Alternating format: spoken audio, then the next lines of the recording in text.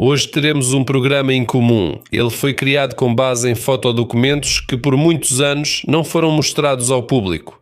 E sabe, se hoje em dia fotos como essas forem mostradas na Rússia, lá é fácil acabar sendo processado por negar o papel decisivo do povo soviético na derrota da Alemanha nazista. Ou algo parecido com isso. E só por mostrar fotos verdadeiras tiradas por fotógrafos soviéticos. Mas porquê? A resposta é simples. Essas fotos não se encaixam no conceito aprovado de libertação de Berlim. Elas mostram claramente um quadro completamente diferente. Não é bravata ou o chamado culto da vitória. Em geral, tudo aquilo com que a propaganda tem preenchido a televisão russa nas últimas décadas. Então assista a este episódio até o final. E você verá não apenas muitos novos momentos da primavera de 1945, mas também como esses eventos estão diretamente ligados à guerra que a Rússia está travando agora no território da Ucrânia. Meu nome é Semyon, do Mega Show TV. Vamos começar.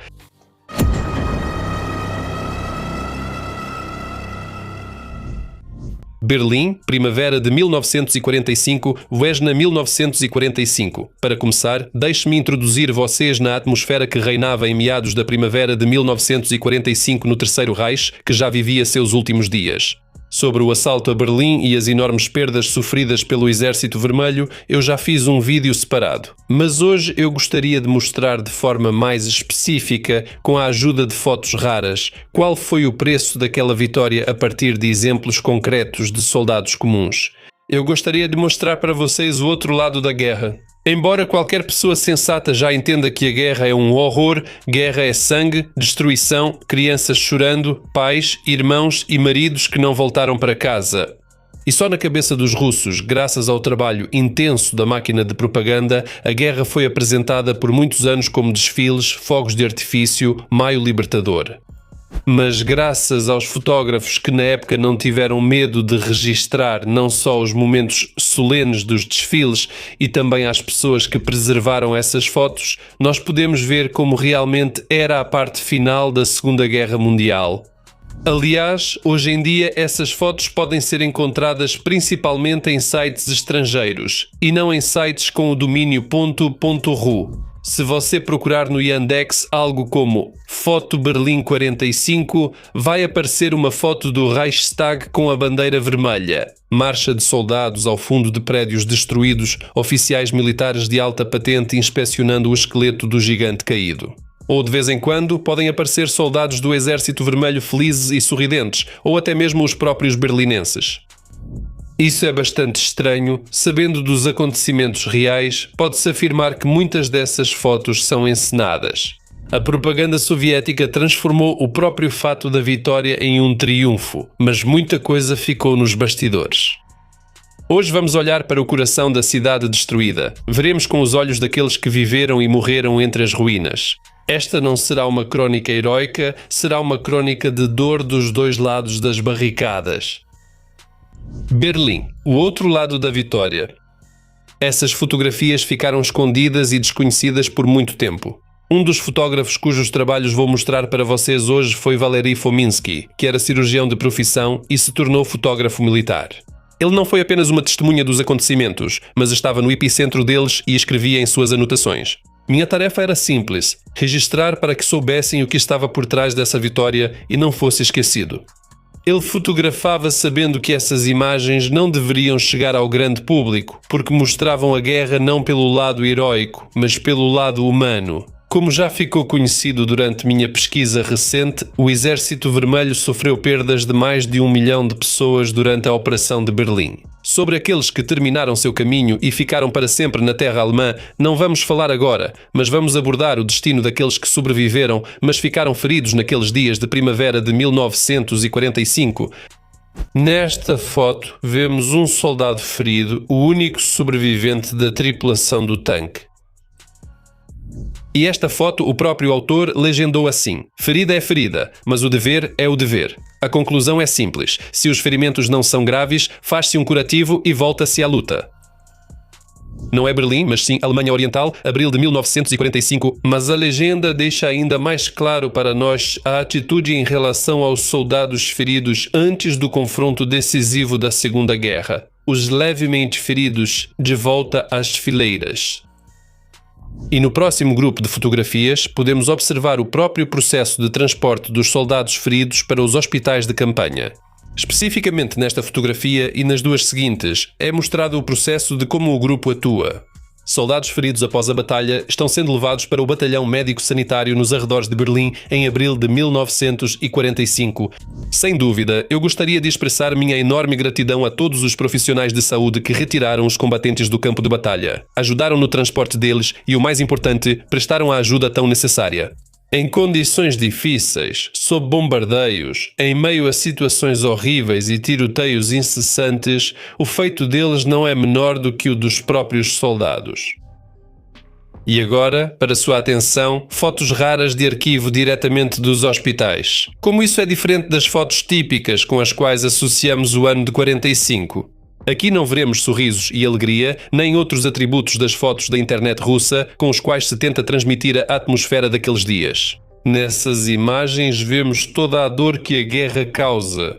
Que feridas desconhecidas e indeléveis, tanto no corpo quanto na alma, ela deixa até o fim dos dias naqueles que sobreviveram.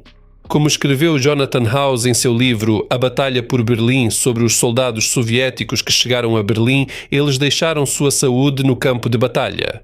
Segundo as estatísticas, apenas 10 soldados que passaram pela batalha foram considerados aptos para o serviço. Os demais ficaram para sempre mutilados física ou moralmente. Aqui estão mais algumas fotos verdadeiramente únicas de abril de 1945 do leste da Alemanha, mais precisamente da região das colinas de Seelow. Lembro que foi exatamente dessa cabeça de ponte que o Exército Vermelho iniciou o assalto frontal à capital alemã.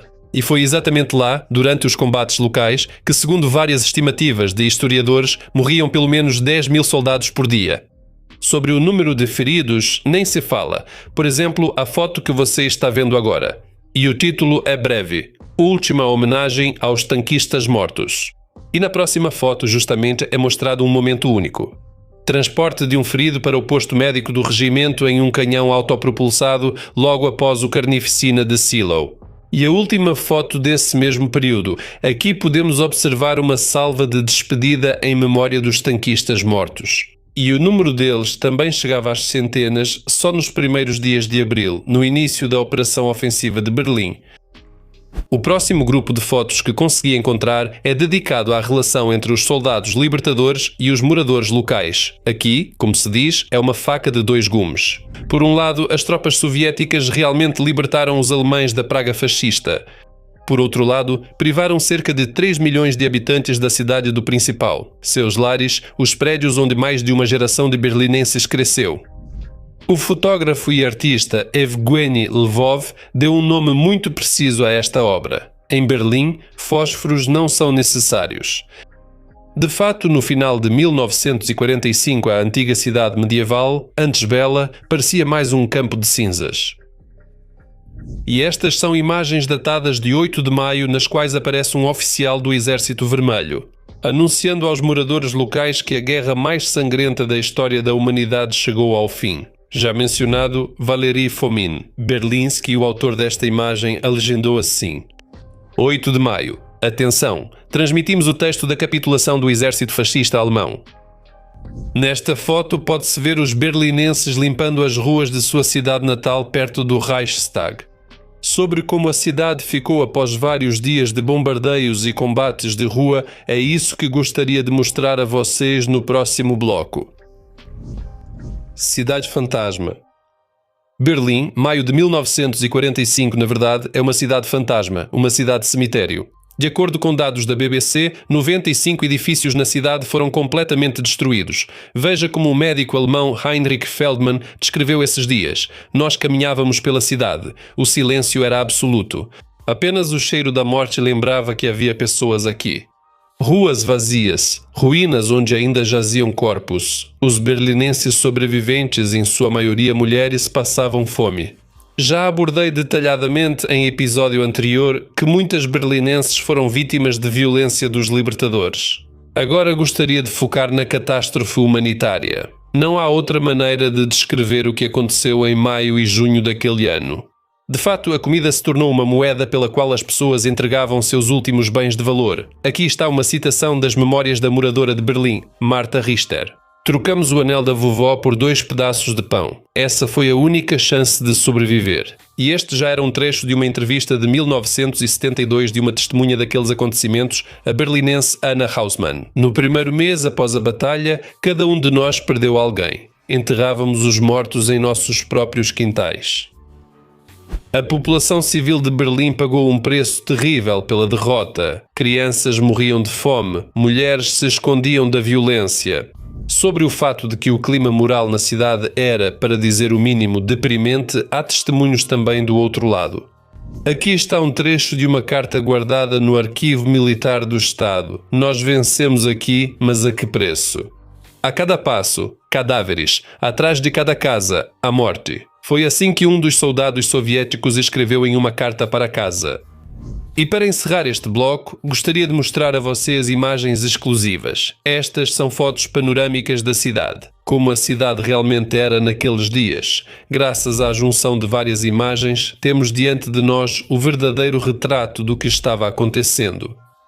O antigo coração da capital do Reich e a margem do rio Spree, parecendo literalmente um cenário pós-apocalíptico. Por que as fotografias e outros materiais de arquivo que mostrei hoje levaram tanto para serem publicados e ainda são difíceis de encontrar? A resposta é simples. Eles não se encaixavam na narrativa heroica. A propaganda soviética queria que a guerra parecesse um triunfo. Mas por trás desse triunfo estavam milhões de mortos, destinos destruídos e vidas arruinadas. Essas fotos e relatos de testemunhas mostram que a guerra não é feita de vitórias e desfiles, mas de sofrimento, dor e medo. E me parece muito importante lembrar os dois lados daquela história para não repetir os erros do passado. A ligação entre as épocas. Você já se perguntou por que os russos atualmente vão tão facilmente à guerra? Porque milhões, sabendo que a morte os espera, ainda assim marcham para o massacre sem nem fazer perguntas? Eu pensei sobre isso e entendi. Eles foram ensinados assim. Durante décadas convenceram-nos de que a guerra é sobre heroísmo, vitória e glória. Mas ninguém falava sobre sangue, sofrimento, destinos destruídos. Ninguém contava como viver depois, se é que você sobreviveria. Toda essa verdade ficava escondida atrás de slogans bonitos, como se ela nem existisse. E agora esse silêncio se tornou parte da própria Rússia. É por isso que tantas pessoas hoje repetem o mesmo erro, sem perceber como tudo isso termina.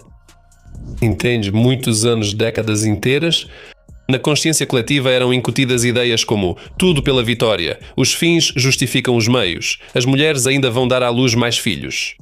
Esses slogans se tornaram símbolo de toda uma época.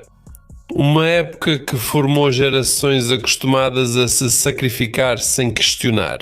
Ninguém na televisão dizia o que aconteceria depois da guerra. Ninguém nos noticiários informava como deveriam viver aqueles que sobrevivessem.